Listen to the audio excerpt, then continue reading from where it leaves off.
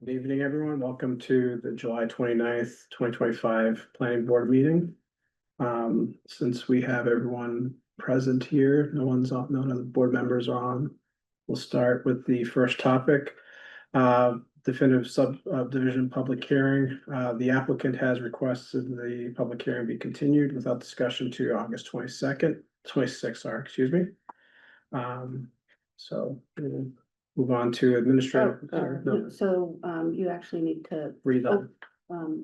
open the public hearing and then move to continue in second vote. So do I have a motion to move the hearing? So moved. Everyone in favor? I need a second. Second. Okay, Second. Thank you. all those in favor? Aye. All right. Now on to administrative business. We have public comment. Public comments limited to up to 15 minutes with no more than 3 minutes allocated to any one speaker. Public comment is limited to items that are not on the agenda. Do we have anyone online?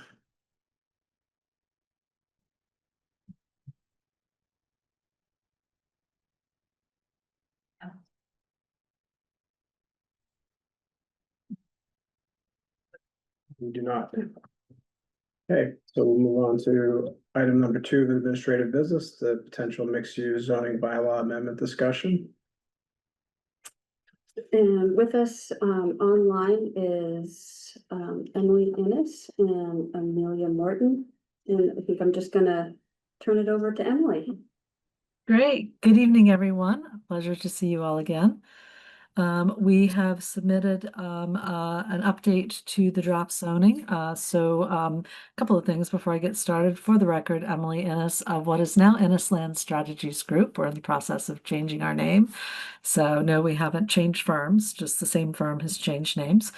So we submitted, and I think you may have received this morning due to the unhelpful bit of technology sending this to Elizabeth's junk mail and me forgetting to put the attachment on at the same time. So apologies for you getting this morning, but we did take the comments that we heard from you, working with Elizabeth, working with Sue. We have an updated draft, and I'm happy to go through that. I think there's a couple of places where we have questions for you. There are a couple of comments from Sue that I think make sense for the planning board to discuss. So I can share my screen and just walk us through the text if that makes sense to you, or if you would like us to start off in a different way, happy to do that as well. Going over it. Great. Then I'm just going to make sure that it's in the right position in the document. And what I'm going to show you is the version that has the track changes on it. So we can all see what the actual changes were to the document. So you should be able to see a memorandum from me, or actually from Amelia, but from us. And I'm going to zoom in so we can see it bit by bit.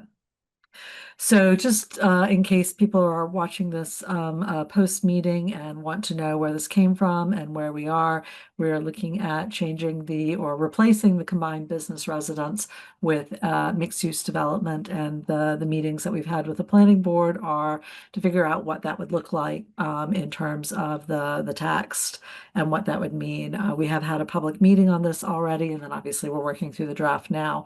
So the first thing that we have changed, and that was changed in the original draft, is for the West Concord Village, removing the asterisks there.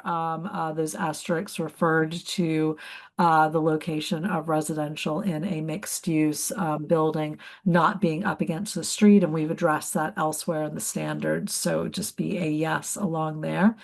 And then just again, for people who aren't familiar with how zoning changes work when it goes to town meeting, some communities do it differently, but the typical way is to cross out the text that's being removed and then put in bold the text that is being added, just so everybody at town meeting can see the changes. So you can see that basically 4.2.3 was the combined business residence, or is now the combined business residence. We would change the name, keep the first sentence, and then strike out these first few paragraphs. And then where the bold text start is the proposed new language. So we're replacing the entire zoning. So we talked last time about how to discuss, sorry, Maya, I just, in that first sentence, it ends with provided that, provided then- that, yes, and then everything that was provided that is gone. is gone and is being replaced with what I'm showing you now. So so are there other things that are provided Yes. that is different than 4.2.3.1?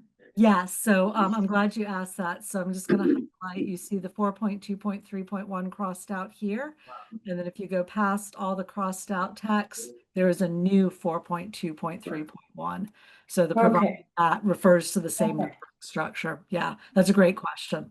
didn't quite catch that. Yep, no worries. That's why we go through this bit by bit. So the first thing was, where is the mix? We're allowing mixed use on the site.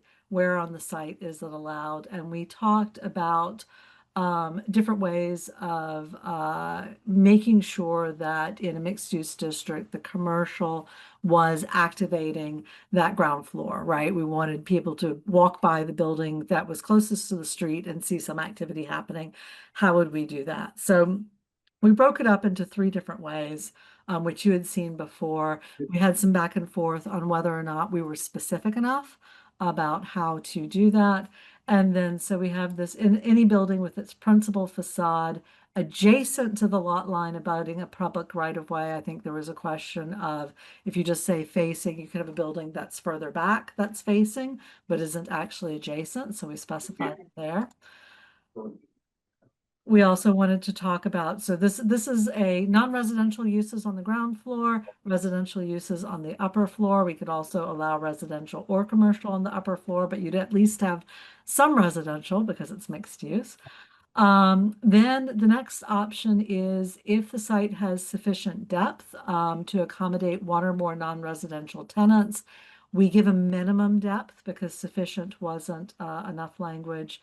And then you could have residential uses on the ground floor. So the idea is that your first 30 to 35 feet could be more, depending on how the building is structured. The first 30 to 35 feet would be a non-residential use. Then you could have a residential use behind that.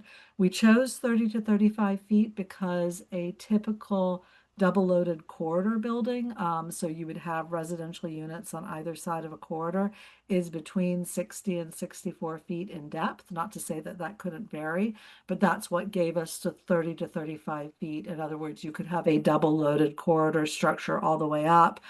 The part of that building that faces the street would have the non-commercial. Then you have a corridor. Then you can have residential in the back. There are, of course, other ways to structure buildings, but that gave us an actual numerical range for us to discuss. And then finally, C, we left, and this is the idea that the site may be able to contain more than one building, following other dimensional standards, building code, etc. And so then we want to talk about what's happening with the principal buildings that face the public right of way. Again, we could do abutting public right of way, and then what's happening in those buildings versus buildings that are happening behind. So that's what that text is for. So 4.2.3.2, and again, this is the new, and I don't know, do you want me to stop after each one, or do you want me to take you all the way through and then we'll come back and discuss? I think just going through and then we can Okay. ask questions. Yeah. Perfect. Okay, happy to. So the new 4.3.2 is open space. We're having 20% of the lot maintained as open space. We define public spaces, which would be available, for example, to the tenants or to the customers or clients of the commercial spaces. They could also be public spaces that are just provided, but in general, they're likely to be connected to the non-residential uses. And that they should be, you know, what those are, and that they should be connected to public pedestrian network where available, because not everywhere may have a sidewalk or other pedestrian network. Trails, for example, public trails could be a pedestrian network. Then for the residential open spaces, so we wanted to make sure that there was sufficient area available to the residents of the units, and we used a minimum standard of 24 square feet per dwelling unit. That's chosen because it's 6x4, which is a standard small balcony size that's been used in multifamily development. So the idea is that each residential unit would have at least 24 square feet per dwelling unit that could either be private, as in a balcony or a patio, or all of those 24 square foot could be combined together into a patio, terrace, or rooftop deck that would be available to all residents. So the developer has a little bit of flexibility here. And then we just confirm that they have to have, if they're going to combine it, it has to be at least 24 square feet times the number of dwelling units in the development. So we're not missing out on that. And then we have just some requirements that the landscaped areas that are within parking areas, or their stormwater drainage area, or it's too small to be of use, do not apply to the minimum open space requirement. So you can't say, oh, look, we've got an island in the middle of a parking field. That's our open space. That's not allowed. It has to be open space that's actually usable either to the non-residential customers, tenants, whichever, or the residential. We didn't have, yep. Sorry, I had a question about that one. Mhm. Is there like a minimum number you can tie to it? The way I read this, I was concerned you could actually read it as parking areas, stormwater drainage areas, or landscape areas, which are too small. So the idea is that stormwater drainage areas or parking areas, landscape areas within parking areas could be if they were big enough. So almost to separate that third one. Okay. out. I put on my Sue hat and wasn't sure. Yeah, the landscape area is too small to be of use by customers was meant to be one single entity. So it doesn't refer to parking area. Too Right. small doesn't refer to parking areas, stormwater That drainage was, areas. yeah. But we could certainly, I'm just going to highlight that so we come back to it. We could Like certainly figure out how to break it out and get more, just so you Exactly. don't have somebody at least making that argument, because I could see it happening. You know, that is the joy of zoning. If you can find a loophole to discuss, you will. So anything at all that you find like that and you say, you know, I read it differently, that's why we have these conversations. So thank you for that. Development standards, I think we left most of these as is. Just a comment here. Sue had given us some options and had suggested that we define streetscape. So when you look at this again, we've got comments here, and I'll click on them as we go through. We are going to consider putting a definition of streetscape into your definition section. Just so people understand what is meant by streetscape. That's one of those planner jargon, design jargons that slip through occasionally into zoning. We try and keep it as plain English as possible, but that's not always possible. And then again, if we need to reword that, I'm happy to do so. Design guidelines. So this design guideline, so you have the development standards, and I think I may have mentioned at a previous meeting, when we have development standards, they're mandatory. We include them in the zoning.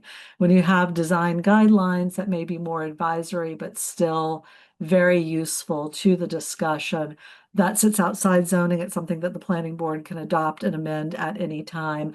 But what I do is I put language in the zoning that authorize the planning board to adopt design guidelines for the zoning. And so here we're authorizing you to adopt design guidelines that would illustrate the development standards. So you don't have to, but if you want to, the authority is in the zoning itself. And then if you were doing site plan review or a special permit, you could use those design guidelines as part of the review process. So just to let you know why that language is there. Sorry, in that one you just did, the second four has a line through it. Second for, In that, the design guidelines where it's 4.2.3.4, I think the four has a line through it. it looks like it does. That may have been Yeah. an error of the typography. We'll double check that. Okay. So. Next bit is the affordable housing requirements. So, we had language in here. So we have some options for you in the affordable housing. One is this standard 20% at 80% of AMI rounded up to a whole unit. That was drawn from your MBTA zoning. We also put in the payment in lieu of fractional units. And I have some additional language here for discussion consideration about how else you could calculate the value. We had the market value of the unit, which could be either rental or could be a market value of an ownership unit. I also pulled some language that I've done recently for another community where we're looking at the 3 sales of comparable dwelling units over the period of 24 months prior to the date of submission and how that could be approved. And then what if no such sales existed, the option for that. So that allows the town of Concord and CMHAT to contact EOHLC for their most recent guidelines on calculating 40B affordable sales prices and rents. One of the reasons we do it this way is, that allows if the law changes or if the 40B guidelines change, then you don't have to change your zoning. You just know that you're going to go and look for the most recent. So that is another option in there to consider.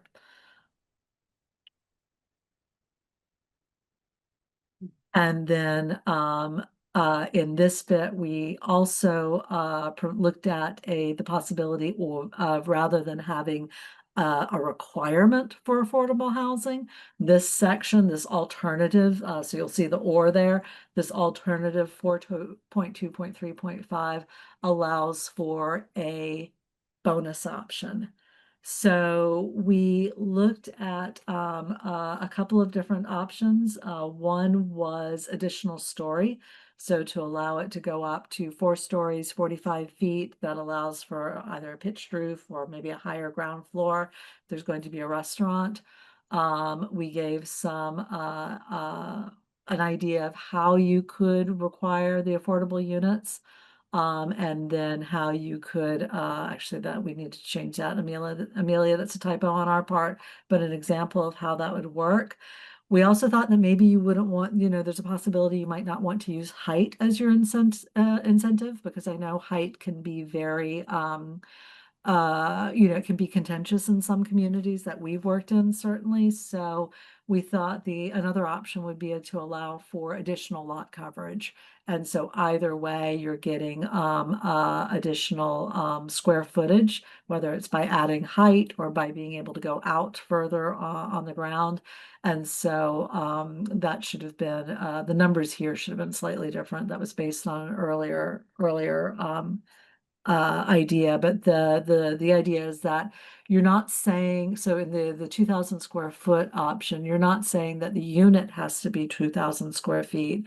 What you're doing is saying that you have to have at least 2,000 square feet in order to be able to get the additional unit, if you see what I mean. The unit size is still going to be up to the developer, but we're creating a threshold that allows you to calculate the number of units that you're allowed to have. So what this should have said is, if you get 8,000 square feet of additional gross square footage, you would have to provide 4 new units. It's not to say any of the units have to be 2,000 square feet. That's just the calculation that you get.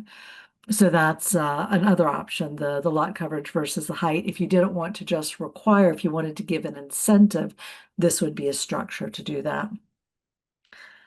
Then there's some criteria here for affordable units and how they have to be included. They have to be indistinguishable from the exterior, from the market rate units, access all residential amenities, noise, dust. They can't be more negatively affected by things that are not amenities, noise, dust, odors, etc.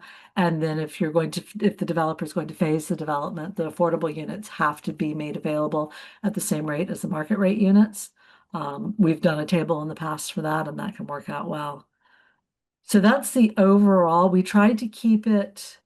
It was this combination of your original, I'm just scrolling back to the beginning, your original combined business residential. It's quite short. We've talked about where it worked and where it didn't work. We wanted to keep it as tight and as short as possible, but we also wanted to give you some development standards and some thresholds that would be workable in the review process. So, it's a little bit longer than it was, but happy to jump back to any of the sections or listen to your thoughts on this. I do have one question with Sure. 4.2.3.5. With the option for the fractional unit to have payment to, some kind of affordable trust, obviously here in Concord, the Municipal Affordable Housing Trust, but in other towns, have you seen that be successful, spurring any development? Yeah, I think what we've seen, it's a little bit slower, right, is because those fractional units have to add up to an amount that the town can then use for affordable housing.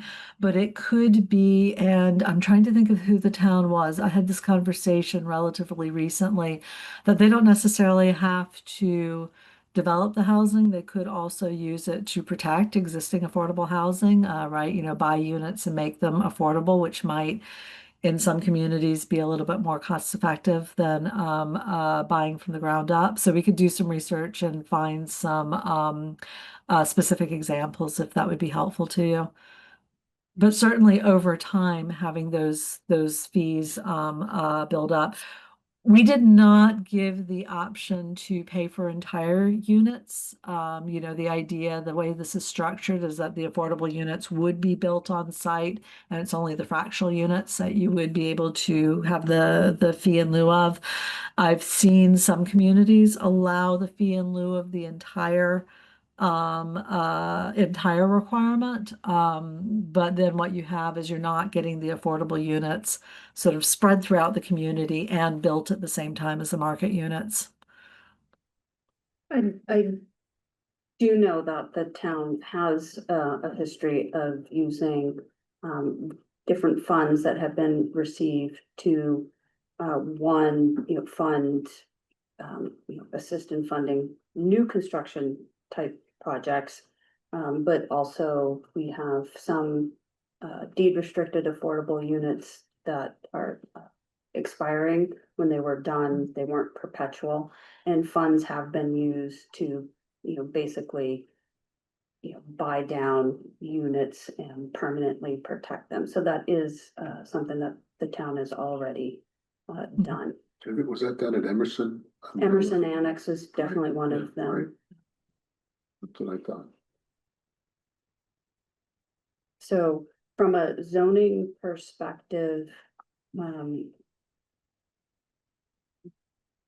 part of the conversation, that the board is going to have, drafting this, deciding what, should be in a draft.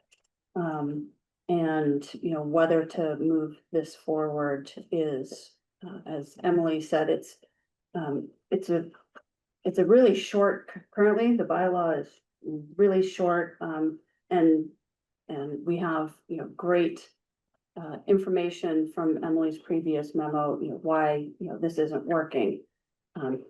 But I'm also hesitant to introducing new things into the bylaw that will further, kind of complicate the conversation.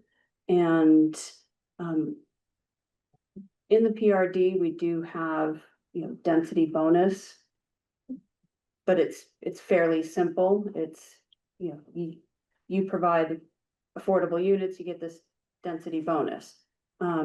So I think introducing whether you can get an extra floor or additional square footage for affordable housing, I think if that's something the board wants to get public comment about, it will take quite a bit more education, because that's currently not something that town has in their bylaw. I do see going to 4 stories being a challenge anyways, you know, that's, I mean, that's my opinion, I don't know what the rest of the board thinks. I mean, where I've sensed some skepticism of the concept of mixed use in general as like a Trojan horse, if you will, of like gimmies to developers for some reason, and my concern is anytime you create density incentives and things that are new, people are gonna look at it like a giveaway, that it's not, we haven't tested this, we don't know what the, we don't know what the result will be, we're shooting from the hip, and I'm just predicting public comment. I have a similar opinion of any formula that isn't related to directly like, if you're building this, you need to have a certain percentage affordable, because it's hard to sell otherwise. It's hard to sell a buy down of an entire affordable unit, especially where I know some housing groups in the past have felt that the money they were getting from the buy downs of the affordable units didn't actually buy a unit. So therefore it was like, well, what was the, you know, all of a sudden, you know, you were getting a chunk of money and that was supposed to pay for an affordable unit off site. And then it was nowhere close to the amount of money needed because of actual market conditions. So like we have that track record. So for fractional units, it totally makes sense to me because the fractional units are a breaking point. We've seen that the rules don't really work where you require you upsell every fractional unit, all of a sudden the math doesn't make sense anymore. But for anything beyond that, I'd be really skeptical. Yeah, and I think with the economic feasibility analysis that was done for the affordable units for the MBTA communities, we now have an actual, you know, factual information on, you know, no, this is, you know, this is that threshold to get affordable units. So, you know, to your point, we're not giving anything away. You're not. Yeah, it's not. I think, you know, somebody has said it before, you know,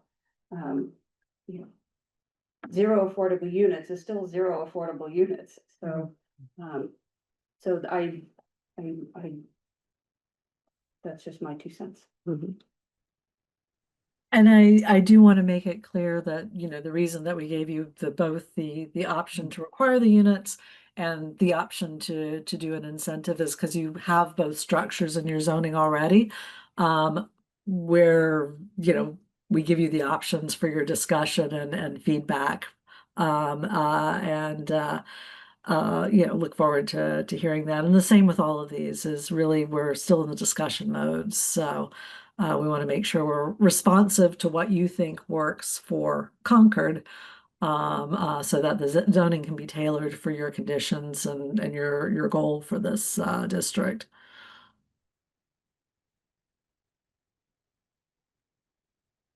Does anyone else on the board have any comment?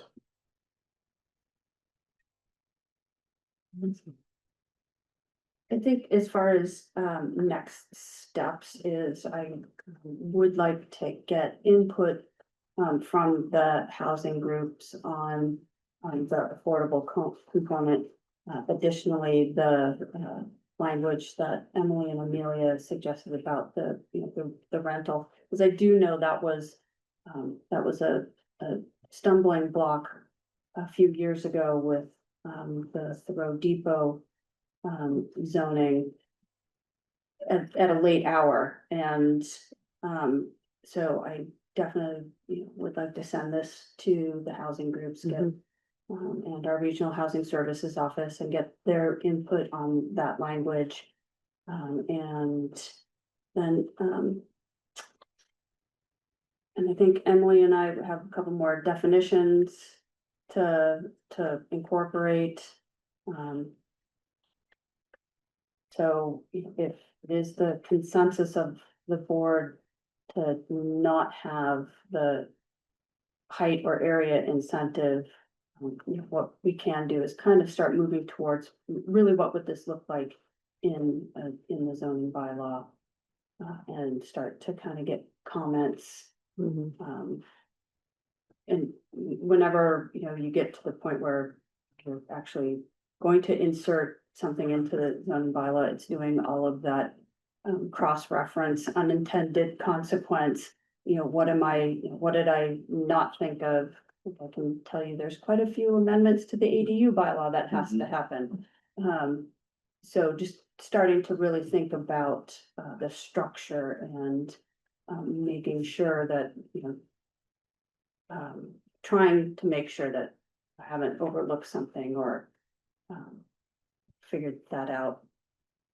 Making sure, that the parking table is, set up the right way and other items. Elizabeth, I wanna make sure I understand what you're saying. So, the 4.2.3.5 or is, what you're saying is that the incentive approach can create a problem for the community's acceptance of changing this particular bylaw. I think it adds an additional layer of complexity that would require a lot more education. I mean, and the board has time. Yeah. I think it's an interesting concept. I think looking at the current built landscape in Concord and the opportunities for this kind of mixed use development or redevelopment, the additional stories or additional lot coverage is tough. Like where we see the opportunities for this to work, like where we see something like Phillips or something like you see certain buildings and you think, gosh, like this is an opportunity, but going up, going over, it's a tougher sell. I think it's tougher for people to envision, okay, well, we're already making some changes. We're not as a kind of citizen, I'm not entirely sure how this is gonna impact my neighborhood and my streetscape, and they've thought about it, but then all of a sudden this building's gonna be taller, it's gonna be bigger, and we're gonna make those changes too, and that may just be like a bridge too far, because that's not something that I think that the town has a lot of familiarity with. Whereas kind of this calculation and the payments for fractional units, I think that's easier for people to say like, yes, that makes sense. Because I think the goal is, we wanna be able to increase the mixed use development in a way that's very like reasonable and somewhat probably restrained initially. And whenever we talk about height or we talk about people, it's like parking. It's a little bit of a third rail when all of a sudden you say, oh, and this building could be a lot taller than the ones around it, because I think it just makes it a little bit more difficult for people to say, yeah, this isn't as significant of a change as I might have initially anticipated, and it's probably a strategy for some smart housing development and some reasonable housing development. But there's certain things that we've found, I think, in the past, height being one of them, just people say they have a hard stop with it. So I think that's an interesting, just kind of question to take to the housing groups of like, in terms of the practicality of if what we really want, what we're really focused on and what the community is really focused on is affordable housing. Do you think this would make enough of a difference that it's worth pursuing, knowing there will be some resistance to it? Yeah. And that's where the community input is so important, because it's, is affordability driving some of this change? Is just general efficiency of use and development driving the change? What do we want to push the gas on? And asking the housing groups, do you think that this structure would make enough of a difference that we would see more affordable units? Right. And then to the community, is that what we want to target this towards? Yeah. And that's kind of that's where we are in consultation with the community of like, what is what is the broader goal for this? We see how this can be an efficiency of use, but what's the community's goal for this type of change?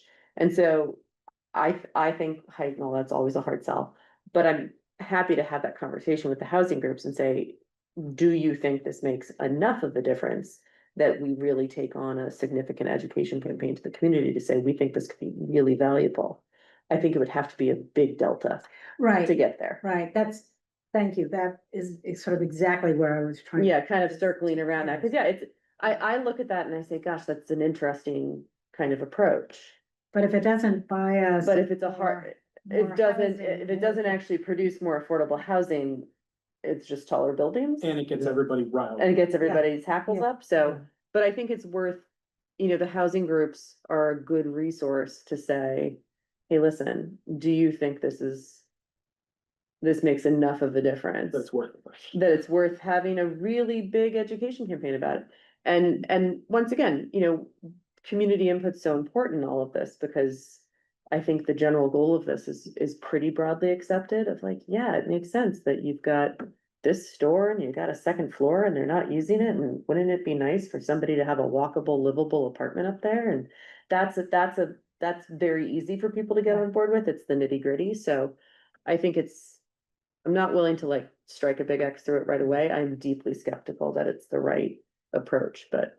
Well, one thing I'll note is the public hearing was actually very helpful when discussing height, because everyone brought up Brookside Square as being an example of, at the time, was resisted tooth and nail that how could something be so massive and so tall and so whatever.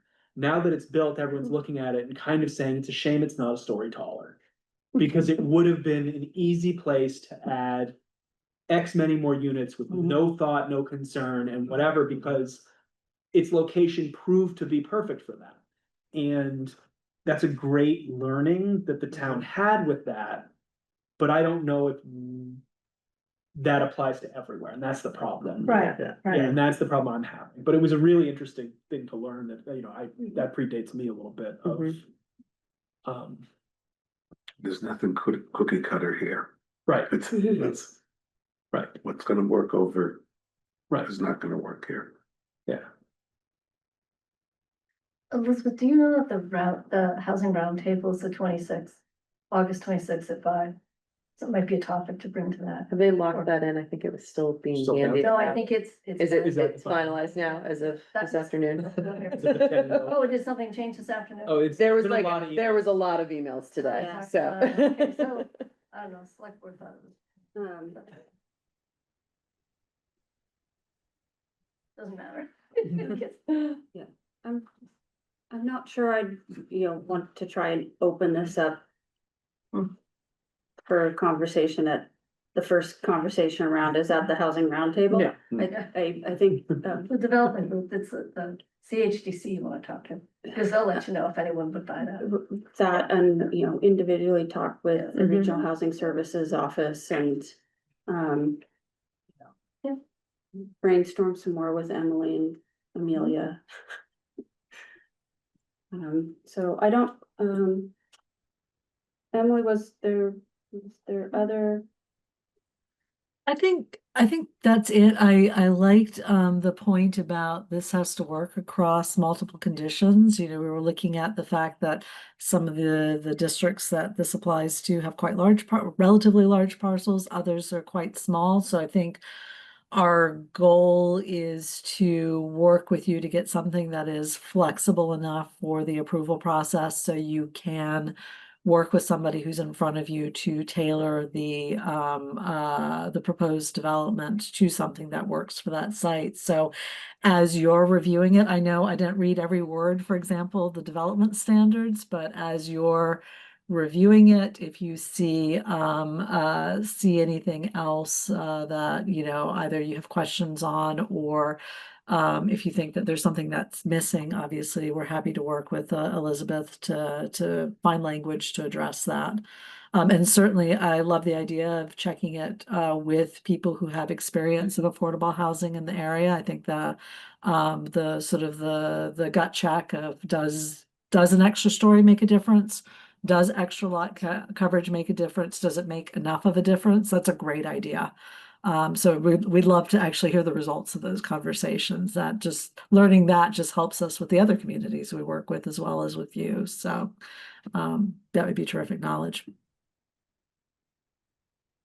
So I think at this time I'll be working with Emily and Amelia to fine tune this some more.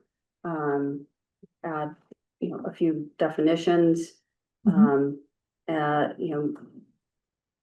and then, take this out to some of the housing groups to get their feedback, and then report back to the board. I don't know if it'll be your August 26th meeting or the first meeting in September, but and work towards that. That sounds good. That's great. Emily and Amelia, thank you. Thank you. Looking forward to additional work. Any public comment? Sorry. Eric Moore. Hi, good evening. My name's Eric Moore, 45 Francis Street. Just a simple question. And I'm sorry I don't know better, but in the discussion here, we're talking about the ideal of creating more affordable housing. I think there was mention given to the economic analysis that was part of the MBT overlay project. I was just looking on the website there. I didn't find the economic report, but I'm trying to understand I'm not a developer, I'm just a resident, but trying to understand from a developer's perspective what the consequences are in terms of sort of the ROI for a project as we would bring in the affordability requirement into the multi-use. I don't know what the consequences are of requiring affordable housing in terms of the project returns. So I'm curious about that. And happy to take a response offline, but I just what's the developer side of this too? Thank you. I'm not sure that either I or the board could answer that question, because it really would be, what are, the site costs associated with the developer? What type of building are they doing? What type of construction? How much square footage of commercial versus residential? So, I'm not sure I would, or the board would be able to answer that. As I reach out to housing groups, I will see if, we can reach out to developers that do mixed use projects. There You need to look at where the funding is coming from. Is it private? Is it public? Is it? Yeah, but, there are, a couple that I know of, not necessarily in Concord, but, have done some, so I can get their feedback. But I don't think the board could, answer directly that question of what the cost is. But it Thank you. does impact the feasibility of any project. If you're asking for affordable units, there's always. Correct, an yes, impact. correct. And that's why, like for the, and I can repost the economic feasibility analysis and post that under the. Which I think is project. helpful. Yeah, which will be helpful. And that was, purely, residential projects. Yeah, Which have a slightly different threshold. It's it's a little bit more expensive, as far as the construction, my understanding, than just purely commercial. So they're not exactly the same, but Right. it's, they're comparable. there'll be yeah. there'll be nuances in every project. Oh, and right. But the like approach to this. the analysis, I think, is instructive. But I think from a cost perspective, the board saw this with, the proposed redevelopment for 166 Com Ave. The carrying cost of that developer for the purchase of the property was, so significant that, a threshold of, 10 units. And if you had to, reduce the square footage of the commercial, and increase the number of affordable units, the carrying cost, I mean, it just didn't make the project feasible. So it's kind of challenging. It definitely is challenging.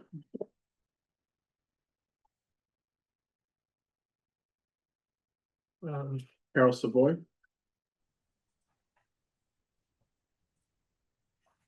Hi, Carol Savoy, 61 Dunlap Street.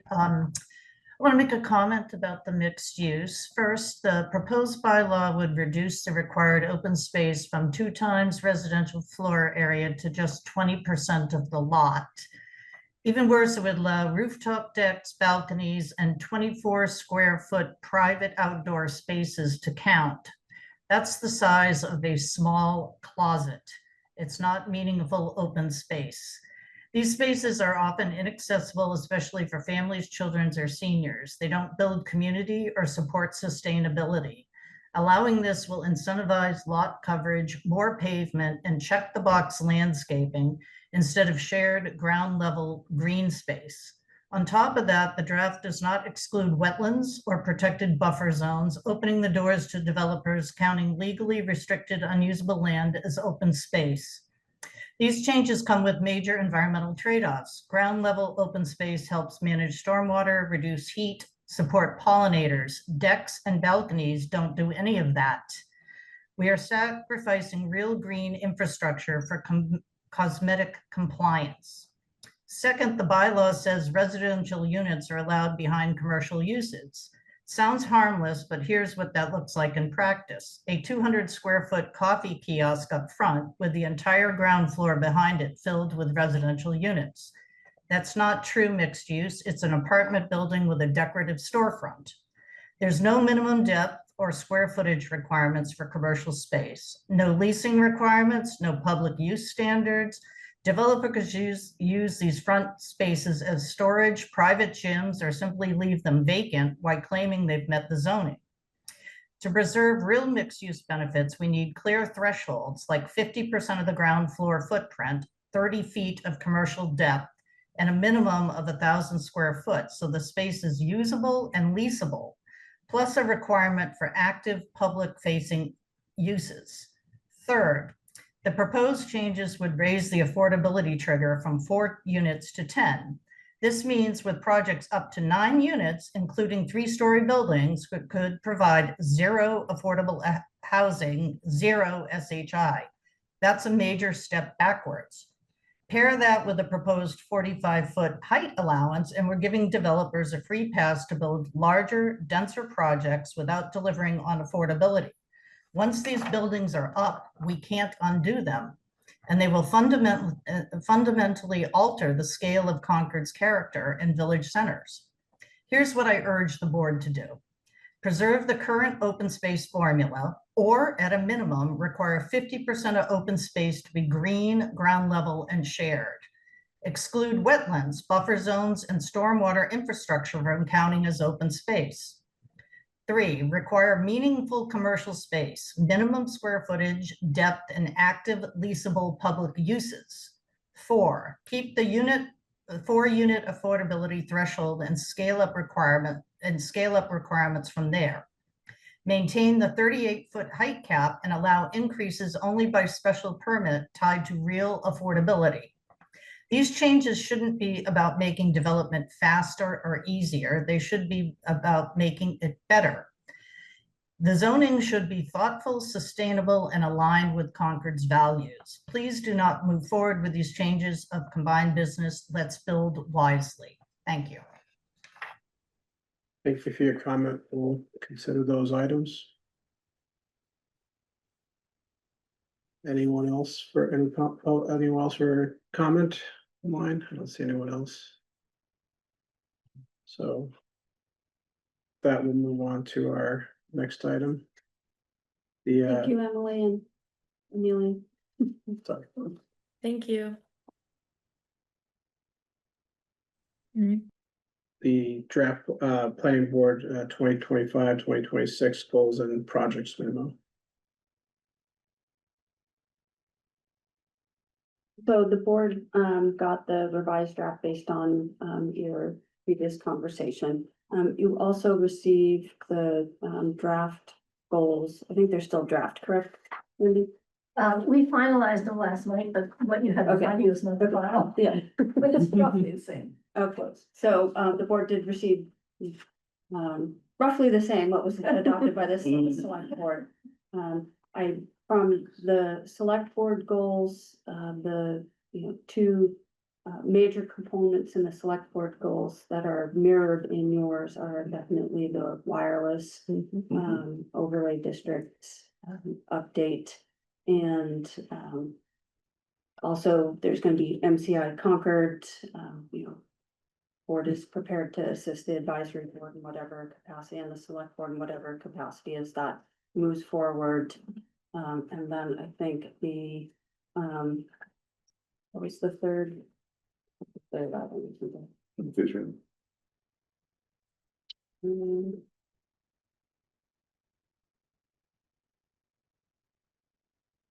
Wireless. Maybe that was it. It seems like Yes, the those are zoning the- bylaw 7.7, the parking, isn't that? Well, that's, so there's, the planning board has, you have a very ambitious set of goals for next year. And, you know, the joint parking, you know, while that was a planning board goal for last year as well, as the select board, it's not part of the select board's goals this year, but I think for the planning board, it is just, taking the same amendment forward, having the correct presentation, and, you know, allowing town meeting to understand the bylaw, you know, and the correct presentation. So, you know, that's not a heavy lift, but, you know, I think it's important. The, also what's not part of the select board's goals, but, you know, I do know it's, been part of the select board's conversations, and they understand the importance of, the work the planning board's gonna be doing to, have the MBTA Communities Overlay District, meet the state's, regulation requirements. So I think there's a lot of, you know, there's quite a few things on the planning board's goals that the select board is entirely supportive. Yeah. But the planning board has a little bit more narrow focus than the select board. And, the select board, if they tried to incorporate really important things that all 60 boards and committees, were focused on, their goals list would be pages and Would be pages. useless. Yes. No, it would, I mean, you can't have, Yeah. you have to have a concrete set of goals. We go over this every year. You know, if you have 100, then it's meaningless. So, I mean, the board did, continue the discussion just to make the minor amendments from last year, but just to also touch base once the select board finalized their goals. And, you know, I think your memo is in line with what they're looking at. Great. And I would say the select board would be in support of the parking. Because that definitely was advanced by the Economic Vitality Committee, and we want to do everything we can to support our local business, so. And that's part of the goals for, Yeah. it's in here. Yeah. I think I saw that somewhere. It's That's where I saw Yep, the alignment. wasn't part That's- specific. That's a perfect. So Yep. what I can do, which I have not done for this, for your current draft memo is, that I can add a statement. So like new MCI Concord, just add a sentence at the back, you know, at the end, you know, this aligns with the select board's goal and put the title of their goal. And then for the joint parking, I can say this aligns with the select board's goal to, you know, assist with, Yeah. you know, I think it's a great economic idea. vitality. Mhm. And that can do the same thing, with, the wireless. So I did, Sue, apologize that, she wasn't here. She did just have one, title change for last year's goal, item 8. And I can share the screen. Yeah.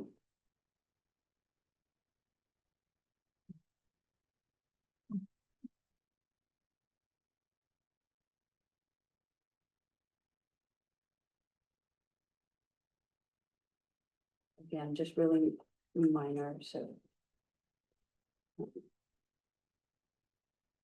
So just for item 8. It's mixed use amendments. We don't have, you know, a mixed use bylaw. But that was her That was for only Everett, I believe.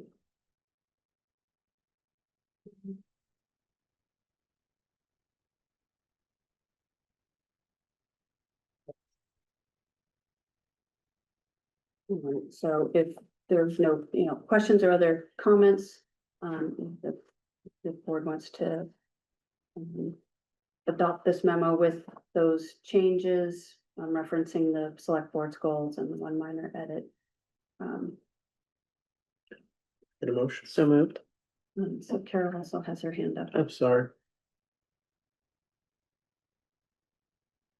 Carol,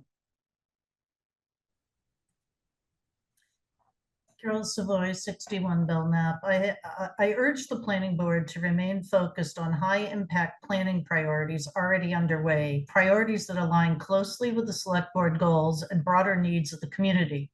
The MBTA community zoning still requires significant work. The town must revise GIS mapping, resolve floodplain conflicts, ensure we meet the state's compliance deadline.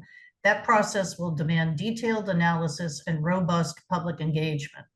The MCI Concord site is also entering a critical phase. With the recent release of the visioning report, the board will soon begin on zoning of the 50-acre site that could see up to 1,000 new housing units. This will be significant and detailed effort. At the same time, we're beginning long overdue updates to the subdivision rules and regs, which haven't been revised since 2007. These updates will have a foundational impact on how Concord develops in the years to come. Add to that the need to overhaul the wireless overlay zoning to comply with federal law and court rulings, and the planning board workload is already substantial. Meanwhile, we've already approved zoning for 1,198 MBTA units in our village centers, up to 1,000 more may be built at MCI, add 2 active 40B developments, the new Peabody School, 2229 Main Street, and the scale of anticipated development becomes clear. In light of all this, I respectfully request the planning board not move forward at this time with another round of changes to combined business or joint parking bylaws. The joint parking bylaw was already undergone significant public engagement. It was discussed at multiple planning board meetings, explained in a public forum, featured in the town meeting briefing book sent to every household, and presented at the League of Women Voters. While the wrong slide deck was briefly shown at town meeting, the proposal itself was thoroughly communicated and debated in advance. Voters had the facts and they made their decision. Bringing the same article back without meaningful changes is not a matter of clarity. It is a do-over, and that's not the best use of the board's time or public trust. Let's take a step back. We have a land use working group currently studying on how to manage growth in a way that balances housing, commercial development, infrastructure, environmental impact, and the town's needs. Wouldn't it be wise to wait for their recommendations before reintroducing zoning changes that could alter that balance prematurely? The select board has also set clear goals to increase commercial tax revenue and better understand the financial impacts of new housing on town services. Prioritizing more commercial activity and not more residential is a stated objective. Mixed-use zoning as written leans heavily towards adding residential units without meaningful commercial benefit. The risk putting further pressure on schools, roads, public safety, water, and sewer systems, all while missing the opportunity to strengthen the commercial tax base. Let's stay focused on what matters most right now: MBTA compliance, MCI zoning, wireless overlay reform, subdivision regulation updates. These are big, consequential efforts that deserve your full attention. Thank you for making thoughtful, community-focused decisions as you move forward. thank you for your comments. We'll take those into consideration. So I would just like to address the one inaccurate statement that Ms. Savoy keeps stating. The MBTA community zoning has not authorized or approved the creation of any housing. So I just want to make that factual statement clear in the record. Understood. What I said was we have already approved zoning for 1,198 units. That's No, what we we- approved, we zoning have- for. No, That's what I zoning. said. Okay, so I'll correct the statement. We have not approved zoning for 1,094 units. We have done a GIS compliance model that takes into certain elements, and it does not take into all the elements that go into the design and development and the carrying capacity of a property. So there is a difference. So I just want to make that clear that there is a difference. Right, well, the So- MBTA required us for 1,094 units to zone for it or have capacity units to be approved. That was the requirement. That's what's on the website. It is not to be approved. It is a GIS compliance model that takes into certain calculations and figures to, but it is not a capacity analysis based on all of the requirements that go into a development. So there is no approval as far as that actual number. That number could not be realized in a development process for a property, given all of the other constraints and considerations that go into development. For your But next we item, can I think continue to the- debate that. It just the MBTA the board required has us to have recommended- 1,094 capacity So- units, and that's what we approved at town meeting. The MBTA requirements. So this will be the last time town meeting did not approve. Town meeting did not approve 1,094 units. Town meeting approved zoning that lays out certain parameters for a development. There is no number of units approved with that zoning. The carrying capacity of the zoning is based on a GIS compliance model that does not take into all the considerations in the development of a property. Town meeting did not approve the zoning for 1,094 units. The GIS compliance model is not the same as what can be developed through that zoning. And all of the requirements that go through site plan approval and into development of a multifamily development. You had a question, Abby, for me? No, I was just gonna ask if we need a motion to approve the board. I think we have one more public comment. Eric Moore. Thank you for taking the question, Eric Moore, 45 Francis Street. It's actually more of a suggestion or an ask. Item 10, subdivision rules and regulation update. The new thing in my neighborhood is the clear cutting at 1440 Main. The 8 acres have been clear cut. It's pretty shocking. So the subdivisions that I'm aware of in West Concord, 1440 Main and the one a little further east on Main, are all targeted for big single family homes.